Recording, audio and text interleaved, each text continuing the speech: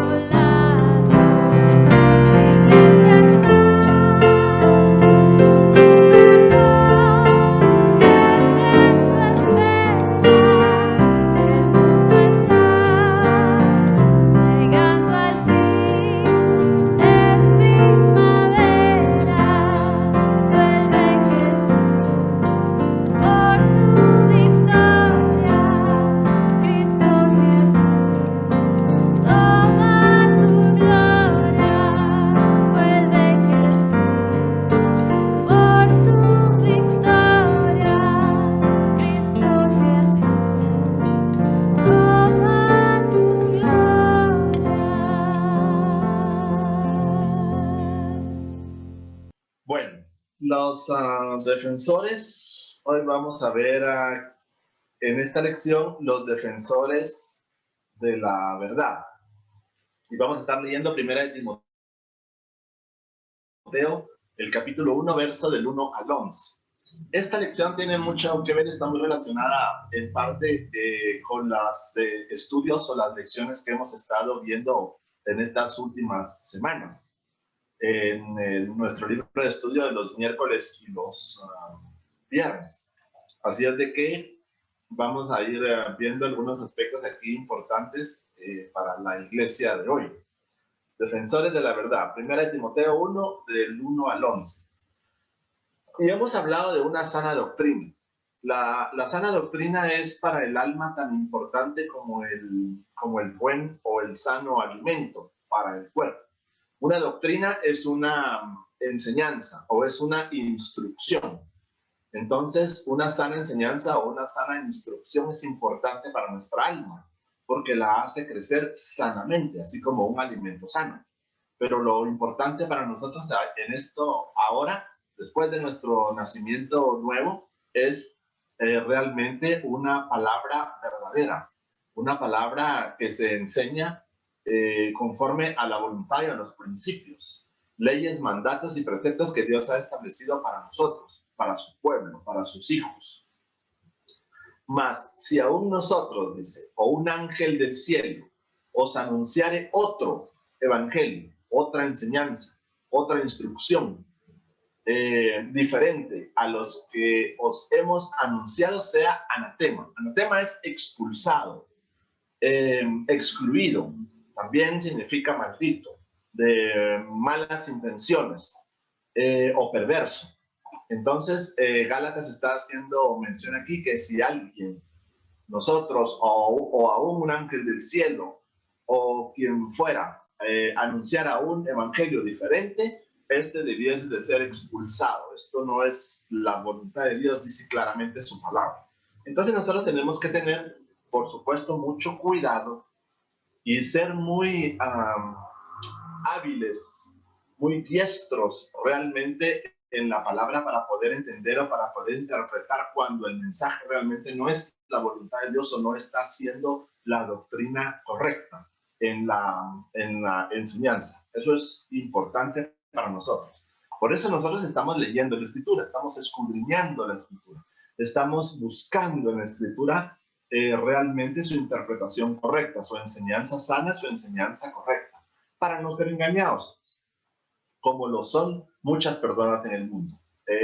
Engañadores, falsos profetas, falsos maestros, hay muchos. Entonces nosotros no debemos de caer dentro de todo dentro de todas estas doctrinas no sanas, erróneas, porque al rato nosotros estaríamos creyendo cosas que realmente no son el propósito ni la voluntad. Parece que en Primera de Timoteo fue escrita por Pablo, igual la segunda carta de Timoteo y también Tito. Estas cartas se atribuyen a Pablo. Pablo había escrito muchas cartas a las diferentes iglesias. Pablo escribía entonces cartas y estas cartas se leían a la iglesia y se estudiaban también porque él estaba enseñando realmente a la iglesia una doctrina ahora en el Nuevo Testamento, una nueva dispensación, un nuevo pacto. Entonces Pablo, recuerdan, iba por muchos lugares enseñando a las diferentes iglesias, iba fundando iglesias a través de sus viajes. Entonces Pablo escribe cartas y esta es una carta escrita a Timoteo, la primera, porque hubo una segunda carta a Timoteo. Pero Pablo escribe esta carta a Timoteo durante su estancia en Macedonia, Grecia, para Timoteo, poco tiempo después de que él había sido liberado de su encarcelamiento en Roma, como se describe al final del libro de Hechos en 1 Timoteo 1:3. Aparentemente, después de la liberación, esperada en Filemón 22 y Filipenses 1 y capítulo 1 y 2, Pablo regresó a la ciudad de Éfeso. Ahí descubrió que durante su ausencia, Éfeso se había convertido en el ojo de un huracán de falsas enseñanzas. Triste cumplimiento de lo que él había predicho a los ancianos de Éfeso, a sus líderes o a sus autoridades en Hechos 20, 29, 30. Pablo probablemente había lidiado con los líderes de la herejía personalmente, pero pronto vio necesario partir rumbo a Macedonia. Entonces deja a Timoteo a cargo de los asuntos de la iglesia de Éfeso, como su representante personal. Timoteo era un hombre joven que había acompañado a Pablo, muy fiel a Pablo en sus viajes y en sus misiones, en donde había aprendido mucho de Pablo y Pablo se había identificado muy bien con Timoteo. Entonces, también cuando Pablo enseñaba, Timoteo también escribía aquellas enseñanzas y también en algunas veces Timoteo había llevado algunas cartas o algunas notas a otros por un recado o mensaje de Pablo. Entonces ellos se habían identificado muy bien. Pablo conocía a Timoteo, conocía a sus padres, a su abuela, quienes se habían convertido, parece, por Pablo hacia en uno de sus viajes. Entonces deja a Timoteo a cargo de los asuntos de la iglesia en Éfeso, como su representante. Él sabía que la tarea que tenía Timoteo sería difícil de llevar a cabo, precisamente por las enseñanzas que había en aquel lugar. La iglesia de Éfeso, cuando Timoteo estaba enseñando, tenía dentro de todas las iglesias dentro de todas las ciudades de ese tiempo, en donde se iban fundando iglesias, habían dioses, generalmente romanos y griegos. Esta iglesia, o al menos esta ciudad de Éfeso, mejor dicho, dentro de muchos otros aspectos, tenía un gran templo a la diosa Diana, hija del dios Zeus y hermana gemela de Apolos. Entonces también habían creencias griegas, habían enseñanzas griegas, habían muchas otras cosas más allí propias de la cultura, propias de la época, propias de la temporada. Así como lo mismo se recuerdan en la iglesia de Corinto, también estas otras ciudades eran así, muy influenciadas por Roma, muy influenciadas por Grecia.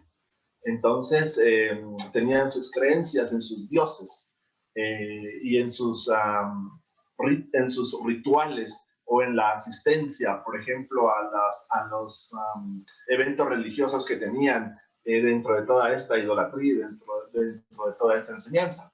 Pablo entonces iba abriendo las iglesias, iba fundando las iglesias para ir expandiendo el mensaje de Jesús, y iban fundándose las iglesias en donde comenzaban a venir personas de las ciudades en donde se iban haciendo, por supuesto. Como siempre han habido gentiles y judíos dentro de este primer siglo de la iglesia, entonces a las iglesias también asistían judíos y gentiles. Entonces comenzaba, diría yo, ante una doctrina muy nueva ahora del Evangelio de Jesucristo, habían interpretaciones erróneas y enseñanzas falsas. Entonces, a veces se mezclaban la interpretación o las enseñanzas de los dioses ajenos o de los paganos que estaban viniendo a la iglesia, que estaban escuchando. Entonces se enseñaban cosas erróneas o se interpretaban cosas erróneas de lo que se enseñaba verdaderamente en el mensaje. Entonces los apóstoles, recuerdan, iban enseñando también en las iglesias y eran muy celosos. Juan, por ejemplo, conocido con el sobrenombre del Hijo del Trueno, y se dice que Juan enseñaba en las iglesias y era conocido con ese sobrenombre porque era muy estricto, muy rígido, realmente en la enseñanza, muy celoso, muy conservador, realmente de la enseñanza pura, de la doctrina legítima y verdadera. Entonces la gente lo conocía como Hijo del Trueno, o sea, alguien muy estricto en la enseñanza de la palabra, porque habían, por supuesto, como dije, muchas otras personas que venían a la iglesia y que traían sus costumbres, sus rituales, sus tendencias, sus enseñanzas erróneas, y querían irlas mezclando con toda esta nueva enseñanza de la iglesia del siglo I. Bueno, entonces esta es más o menos el escenario en el que lo conocía muy bien Pablo y quien había dejado a Timoteo al frente, un hombre joven, pero al frente de una iglesia que estaba teniendo también sus dificultades en ese sentido, de una enseñanza equivocada, de una enseñanza errónea. Bueno, entonces él sabía que la tarea que tenía Timoteo sería difícil de llevar a cabo, por lo que esperaba que esta carta pudiera equiparlo y animarlo, exhortarlo para esta difícil tarea. Verso 2. A Timoteo, verdadero hijo en la fe, gracia, misericordia y paz de Dios nuestro Padre y de Cristo Jesús nuestro Señor. Pablo podía considerar a Timoteo un verdadero hijo en la fe, porque probablemente él fue quien guió a Timoteo y a su mamá al Señor en el primer viaje misionero. Hechos 14, 8, 20 y 16, 1. Timoteo residía en Listra, una ciudad de la provincia de Galacia. Era hijo de un padre griego y de una madre judía llamada Eunice. ¿Se recuerdan? La abuela de Timoteo se llamaba Loida. Entonces ella también, junto con ellos, habían escuchado el mensaje de Pablo y habían sido enseñados a través de una doctrina sana de Pablo en ese tiempo. Desde su juventud fue instruida en las escrituras por su madre y su abuela. Sin embargo, hay una diferencia. Cuando Pablo escribe a la iglesia, solo la saluda con gracia y paz. Se está refiriendo básicamente a la iglesia, a las otras, pero específicamente saluda y a Timoteo y a Tito lo saluda con misericordia. Parece que aquí hay una relación muy estrecha con ellos. Pablo los quiere. No que a los otros no los quisiera, pero aquí había un acercamiento muy especial con ellos.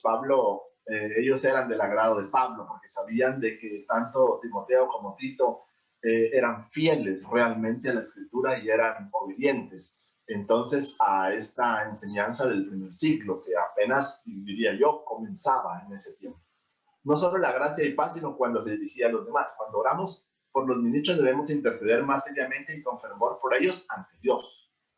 Estos tres se mencionan juntos, solo en las epístolas de Timoteo y Tito. Muy interesante. Verso 3 y 4. Como te rogué para que te quedaras en Éfeso, cuando fui a Macedonia para que mandases a algunos que no enseñen diferente doctrina, ni presten atención a fábulas y genealogías interminables, se acarrean disputas más bien que edificación de Dios, que es por fe. Así que te encargo ahora. ¿Lo ven? Hay aquí unas enseñanzas entre fábulas y genealogías que no terminan y que crean una discrepancia o crean discordia o crean conflicto o crean alegatos entre unos y otros, más bien que la edificación de la misma palabra de Dios para todos los creyentes, que era o que es por la fe. Pablo le dijo a Timoteo que permaneciera en Éfeso porque parecía que quería darse por vencido o huir. Quizás él estaba muy cansado realmente de todas estas discusiones y la confrontación que había con nosotros por estas fábulas y por estas interpretaciones erróneas que tenían algunos que estaban allí. Todos en el ministerio tienen que lidiar con esto algunas veces. no es nada nuevo, lo ven desde la iglesia del siglo I, ya tenemos o ya vemos en la escritura realmente diferencias en ese sentido. Para algunos es una aflicción constante, probablemente había presión tanto interna como externa para que se fuera. Dios dejará que pasemos por situaciones difíciles. Debemos preparar nuestras mentes para afrontar el desafío, seguramente nos daremos por vencidos. Hace muchos años un famoso explorador del Ártico puso este anuncio en un periódico de Inglaterra. Se solicitan hombres para un viaje peligroso, sueldos bajos, frío intenso, largos meses de completa oscuridad, peligro constante, regreso a salvo dudoso, honor y reconocimiento en caso de éxito.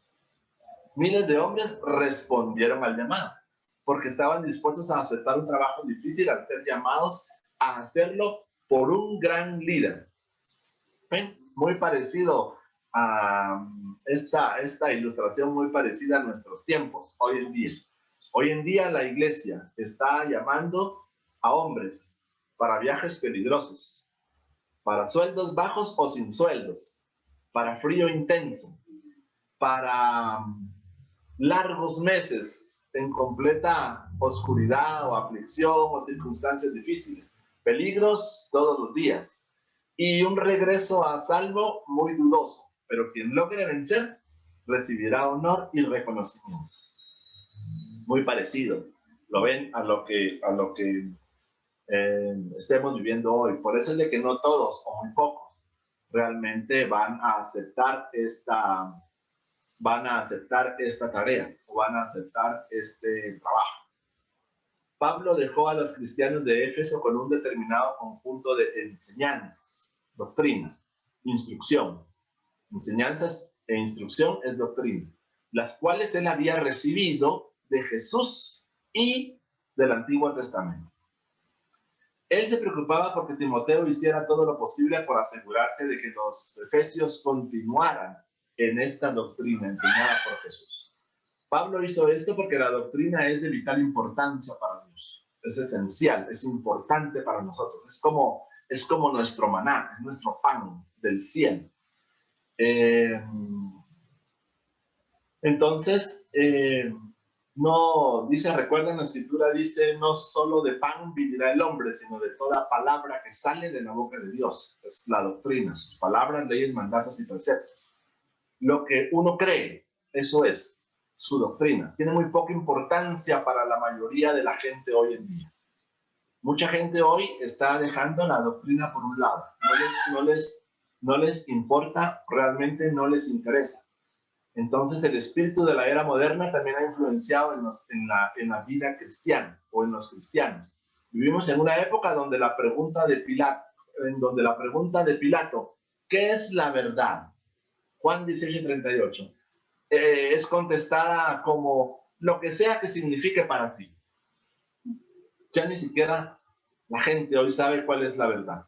Ya no comprende cuál es la verdad. Pero la verdad es importante para Dios. Así que debería ser importante para vosotros. Recuerden que Jesús responde, yo soy el camino, la verdad y la vida. Dice entonces que Él también es la verdad. Entonces, se lo responde. Sin embargo, no lo comprende. Pero esto es lo que nosotros estamos escudriñando, es lo que estamos estudiando. Realmente una doctrina de Jesús. Y la doctrina escrita en su palabra para nosotros, para la iglesia, para el tiempo de ahora que vivimos. La preocupación principal de Pablo no era que el mismo Timoteo empezara a enseñar una doctrina equivocada. Él no quería que se confundiera o que cayera dentro de aquel grupo de personas que entraban en discusiones de fábulas o de historias o de relatos que realmente no estaban conforme al propósito o a la enseñanza. Su preocupación era que Timoteo permitiera a otros difundir estas otras doctrinas. Timoteo tenía que mantenerse firme contra estas personas difíciles y mandarles que no enseñasen diferente doctrina. No es de extrañarse que se sintiera con ganas de dejar Éfeso. En plano, seguro la presión que tenía externa e interna, como vimos, era muy fuerte. Entonces la lucha o la confrontación era muy dura. En el griego antiguo, mandar es un término militar que significa dar órdenes específicas de un oficial al mando.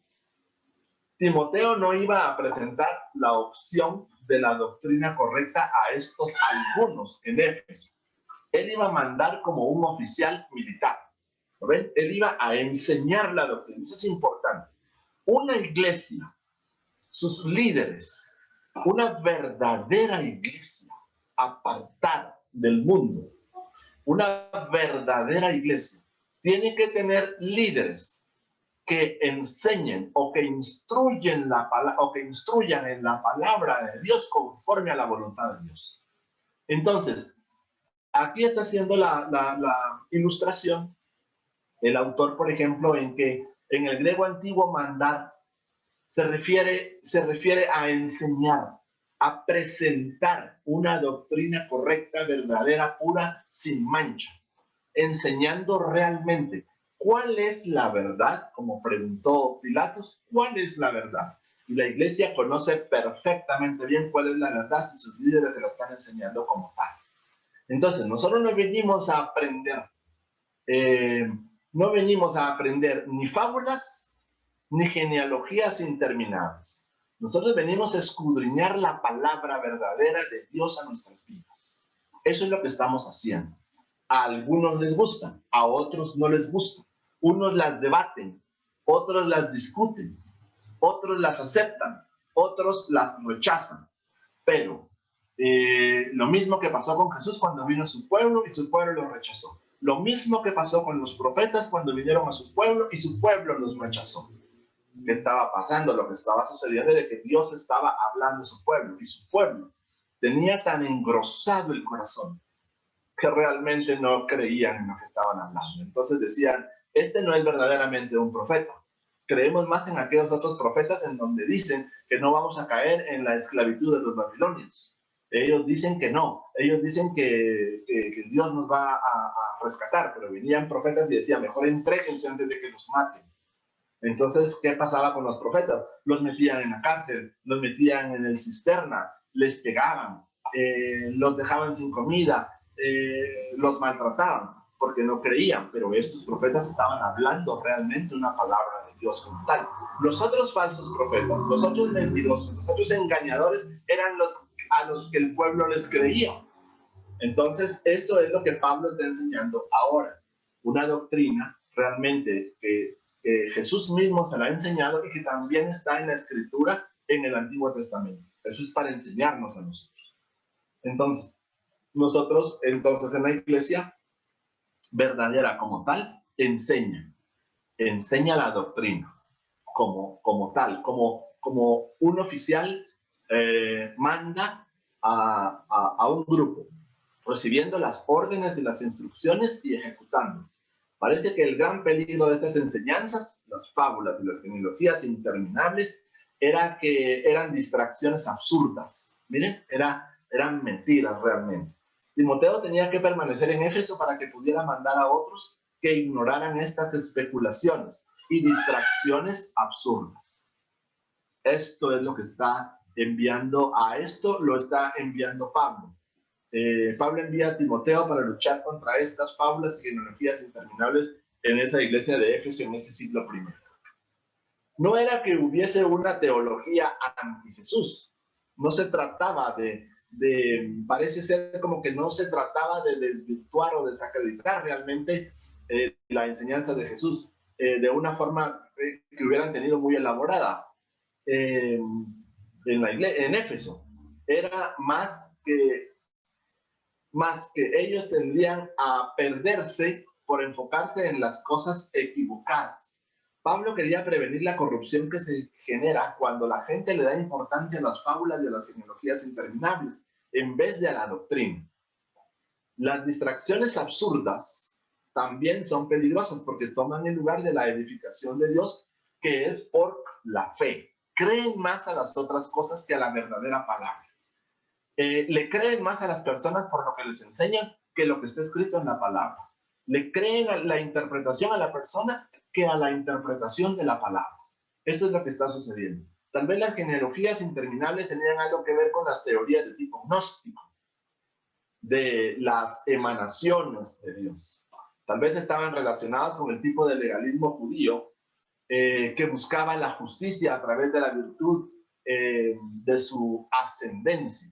Habían algunas enseñanzas, se recuerdan en el Antiguo Testamento y más en la iglesia en Roma, en donde se estaban también imponiendo o enseñando o dándole mucha importancia a ciertos o determinados mandatos que Dios había dado al pueblo judío, en donde estaban de alguna manera judaizando o tratando de judaizar a la iglesia del siglo I.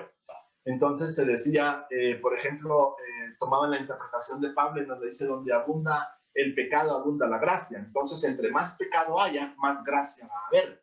Entre más pequemos, más gracia vamos a tener. Esas eran las interpretaciones erróneas que pasaban en esos tiempos, en donde para convertirse al Señor o para ser aceptado dentro de la iglesia, o para poder ser aceptado dentro del grupo ahora, tenían que circuncidarse, porque eso fue lo que Dios había dicho en el Antiguo Testamento a su pueblo, aquellos que vinieran a él, aquellos que creyeran, aquellos para guardar el pacto, para la señal del pacto. Entonces tenían que circuncidarse. Entonces habían cosas aquí que no era esa la enseñanza como tal. Habían enseñanzas que no aplicaban realmente para la iglesia del siglo I, porque no había sido para ese tiempo ni para ese contexto. Pero en este tiempo realmente se estaban imponiendo muchos de estos otros aspectos a la iglesia como tal, en donde ellos tenían que cumplir con esto para poder ser aceptos dentro de la iglesia. Enseñanzas equivocadas, enseñanzas erróneas, que no había sido la enseñanza de Jesús en ese tiempo. ¿Ven? Entonces había algún tipo de legalismo judío o de ritual judío que se estaba mezclando con la iglesia del siglo I, que tenían que cumplirlo las demás personas para buscar la justicia a través de la virtud de la ascendencia de los antepasados, de las leyes, mandatos y preceptos que habían sido dados en el pasado. O tal vez estaban pensando en los sistemas doctrinales basados en la lectura mística de las genealogías del Antiguo Testamento. ¿Ven? En ningún momento Jesús vino a, por ejemplo, a hablarnos de estas cosas. Él vino a hablarnos de una vida nueva, de una vida diferente, de llamar a gentiles, también a judíos, a conocerlo, a acercarse, a fundar, a levantar la iglesia. Una iglesia que iba en aquel momento, el siglo I, una iglesia que iba a venir a reinar juntamente con él, lo que pasará ahora en el futuro, en muy poco tiempo. Pues el propósito de este mandamiento es el amor nacido de corazón limpio. Ese es el propósito del mandamiento, ¿ven? De la enseñanza, de la instrucción, de la doctrina. Es el amor nacido de corazón limpio y de buena conciencia y de fe no fingida, de las cuales cosas desviándose algunos se apartaron a vana palabrería, queriendo ser doctores de la ley, queriendo enseñar o interpretar privadamente muchas cosas de la Escritura, sin entender ni siquiera, ven, de lo que hablan ni de lo que están afirmando. Muchas de las veces, o una buena parte de las veces, las personas que enseñan una doctrina errónea ni siquiera saben lo que están hablando y no están conscientes de lo que están afirmando. Lo escucharon, alguien se los dijo, lo leyeron de algún lado, lo que llegaron a creer de tal forma y lo repiten, pero realmente no pueden explicarlo, no pueden interpretarlo. No saben lo que están afirmando, no entienden de lo que están hablando. El propósito de la ley se encuentra en la obra interna que realiza en el corazón y no solamente en el cumplimiento externo. Si no entendemos esto, es fácil convertirse en legalistas superficiales que solo se preocupan en cómo se ven las cosas en el exterior. ¿Qué es lo que aparenta? ¿Qué es lo que figura? ¿Qué es lo que parece ser? Amor nacido del corazón limpio sugiere la idea de que el problema en Éfeso venía con líneas legalistas de tipo judío. Enseñanzas, leyes, mandatos y preceptos para el pueblo judío desde la antigüedad. Ellos malinterpretaron el mandamiento de la ley. El propósito del mandamiento es el amor nacido de corazón limpio, de buena conciencia y de fe no fingida. Eso. Si pasa tiempo en la palabra de Dios, si pasar tiempo en la palabra de Dios no está produciendo amor nacido de corazón limpio, una buena conciencia o fe sincera en nosotros, algo no está bien, algo está mal. El legalismo puede hacernos pervertir la palabra de Dios de tal forma que en vez de demostrar amor, somos duros y críticos. En vez de tener una buena conciencia, siempre nos sentimos condenados, porque sabemos que nunca daremos la talla. ¿Lo ven? El sentirnos condenados o culpables no está bien. A la palabra de Dios, a los ojos de Dios, eso no está bien. En vez de fe sincera, nosotros prácticamente confiamos en nuestra propia capacidad para agradar a Dios. Entonces, hay una ilustración aquí muy interesante en donde hay ciertas o determinadas actitudes o creencias, por ejemplo, que nosotros podemos pensar que son correctas, pero no lo son. Él nos está llamando a tener un corazón limpio, una buena conciencia y una fe sincera. Aquí hay las contrapartes en la enseñanza. ¿Lo ven? Confiar en nuestra propia capacidad es un error. El sentirnos condenados porque creemos que no vamos a poder ser capaces es otro gran problema. Entonces no estamos comprendiendo, entendiendo o creciendo en su palabra. Eso no es lo que Dios está enseñando a su iglesia. En la versión King James se traduce como una palabrería. La idea viene de parloteo sin sentido, sin entender ni lo que hablan ni lo que afirman. La gente problemática de Éfeso ni siquiera entendía las implicaciones de sus propias enseñanzas. Ahí solamente hay una discusión, hay palabras, pero realmente no comprenden lo que están hablando. Versos 8 al 11. Pero sabemos que la ley es buena si uno la usa legítimamente. Si usamos legítimamente la ley, es buena. Conociendo esto, que la ley no fue dada para el justo, sino para los transgresores y desobedientes, para los impíos y pecadores, para los irreverentes y profanos, para los parricidas y matricidas, para los homicidas, para los fornicarios, para los sodomitas, para los secuestradores, para los mentirosos y perjuros, y para cuanto se oponga a la sana doctrina, según el glorioso evangelio de Dios bendito que a mí me ha sido encomendado. Versos 8 al 11. Todos estos seres humanos que están viviendo en esta oscuridad o tinieblas, transgresores, desobedientes, impíos, pecadores, irreverentes, profanos, parricidas, matricidas, homicidas, fornicarios, sodomitas, secuestradores, mentirosos, perjurios, y a los que se oponen a la sana doctrina, para ellos es la ley. Para ellos. Pero no para los justos. Estos van a tener que dar cuentas y van a ser juzgados. Entonces, y se dictará su sentencia conforme a la ley. El propósito de la ley es el mostrarnos nuestro pecado. No es llevarnos a ser justificados. Es mostrar el pecado. No fue hecha para el justo, como lo describe en Gálatas 3:24-25. Gálatas 3:24-25 dice: pero antes que viniese la fe, estábamos confinados bajo la ley.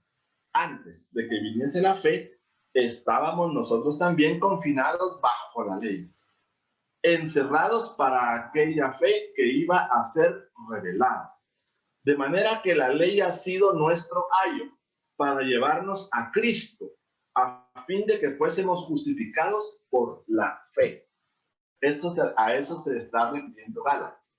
Entonces, Gálatas dice que antes de que viniera la fe, nosotros estábamos aquí, porque no habíamos nacido nuevo, porque estábamos muertos en nuestros delitos y pecados, porque estábamos destituidos de la gloria de Dios.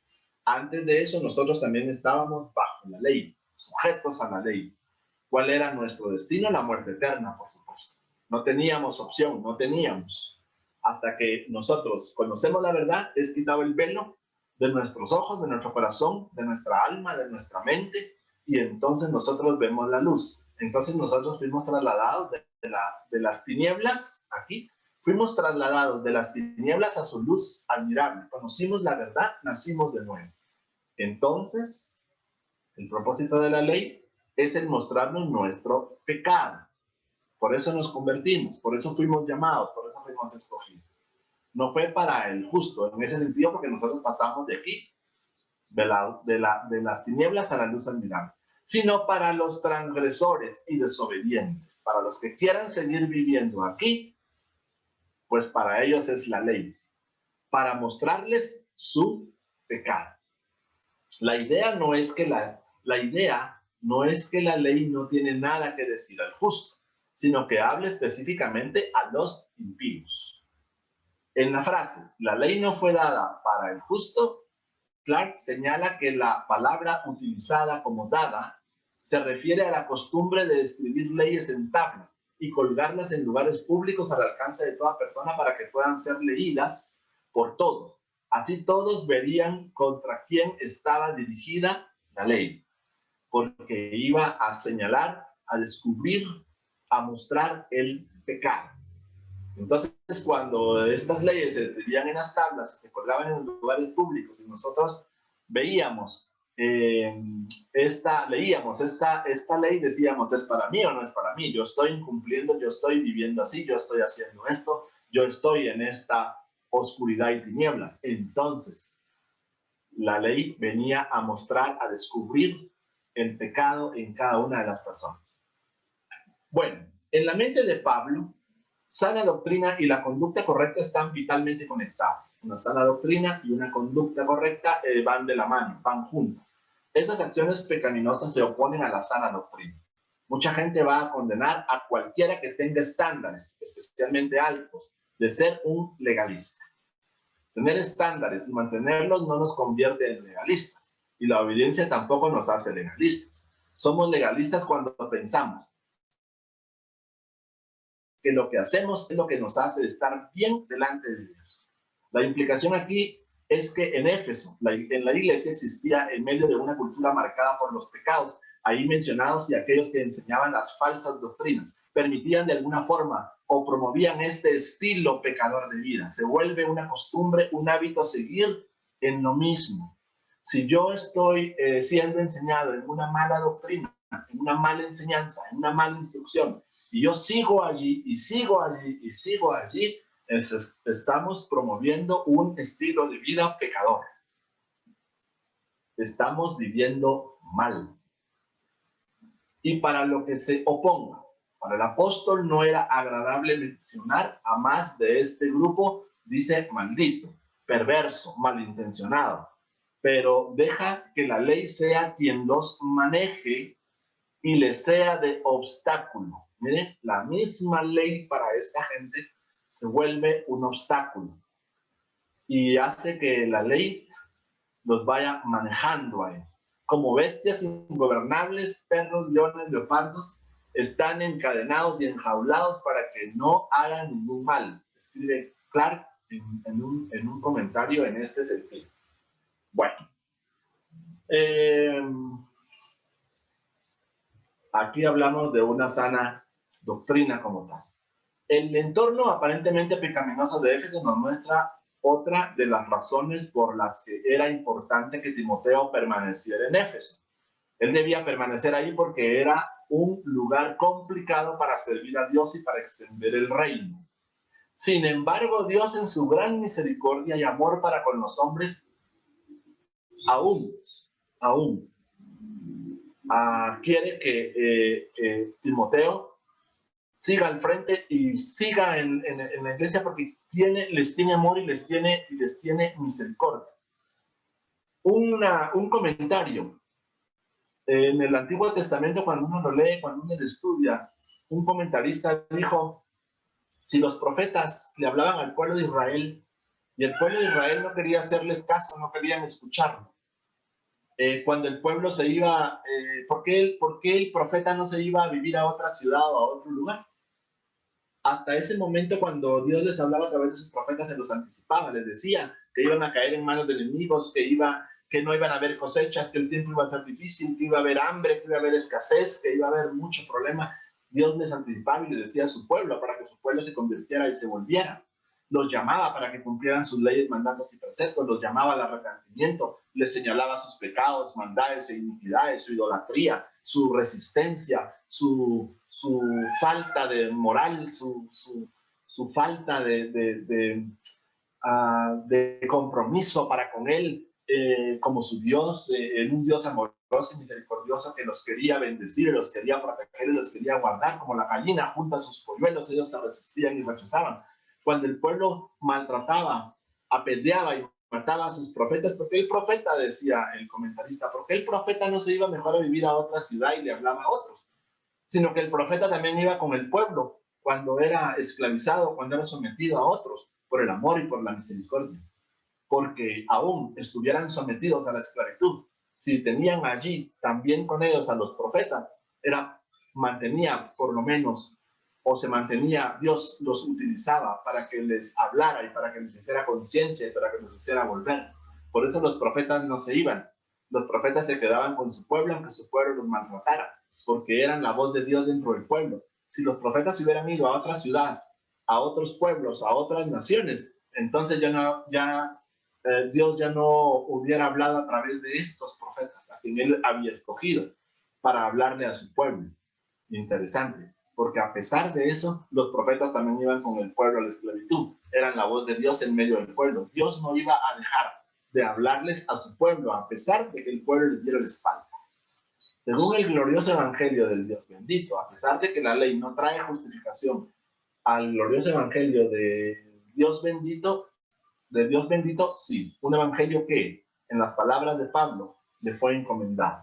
Él sentía la responsabilidad de preservar y proteger el evangelio. Ese era su compromiso, ese era su amor. Bueno, terminamos aquí la lección de escuela dominical. Pablo y Timoteo. ¿Lo ven? Un hombre joven y un hombre llamado Saulo de Tarso, que después se convierte, conoce la luz y comienza a enseñar la doctrina sana de Jesús al mundo. Y pues nosotros hoy tenemos la escritura en nuestras manos. Antes eran rollos, ¿se recuerdan? Antes eran pergaminos, eran papel que solamente tenían algunos. Hoy todos tenemos la palabra de Dios en nuestras casas. Y la tenemos no solo escrita en el documento o en el libro en físico, sino que incluso hasta en digital la podemos cargar a todos lados. Entonces, nuestro compromiso, nuestra obligación es leer la palabra, es escudriñar la palabra, es estudiar la palabra y es recibir una doctrina sana, pura, sin mancha, legítima, verdadera, para que nuestra alma, para que nuestro espíritu también vayan siendo llenos y vayamos aprendiendo conforme a la voluntad y el propósito de Dios.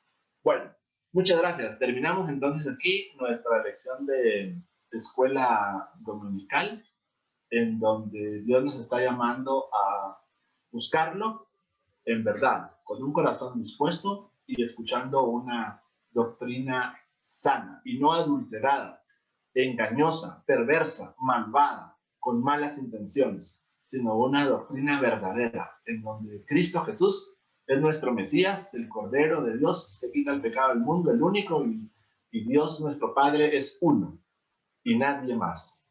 Así es de que, bueno, muchas gracias.